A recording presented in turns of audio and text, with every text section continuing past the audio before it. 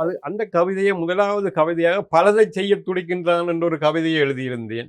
அது ஈழநாட்டில் வந்திருந்தது. அது கவிஞர் காரதி சுந்தரம் பிள்ளை திருத்தி அந்த கவிதை எழுதப்பட்டிருந்தது, கொடுக்கப்பட்டிருந்து ஈழநாட்டில் வந்தது. 71ஆம் ஆண்டு அப்படியா இருக்க வேண்டும். அதற்கு முதல் 70ஆம் ஆண்டு நான் சும்மா சாதாரணமாக நண்பர் நந்தினி சேவியர் பூம்பொழில் என்ற ஒரு சஞ்சிகையில் எனது கவிதையை எடுத்து கொடுத்து கவிதை எழுத வைத்தார். அதன் ஊடாகத்தான் எனக்கு எழுத வேண்டும் என்ற ஒரு ஆசை ஏற்பட்டது. அது இதே வேளையில் எனது கல்லூரி நண்பர் கானா நவரத்னம் நவம் என்று சொன்ன ஒரு பிரபல எழுத்தாளர் தெனியானின் தம்பியார், அவர் இப்பொழுது கனடாவில் இருக்கின்றார். அவர் தாயுள்ளம் என்ற ஒரு சிறுகதையை சாகித்ய மண்டலத்துக்காக இலங்கை தேசிய சாகித்ய போட்டியில் பாடசாலை மாணவர்களுக்கான சிறுகதை போட்டிக்கு எழுதியிருந்தார். அந்த கதை வெள்ளிப்பதக்கம் பெற்றிருந்தது.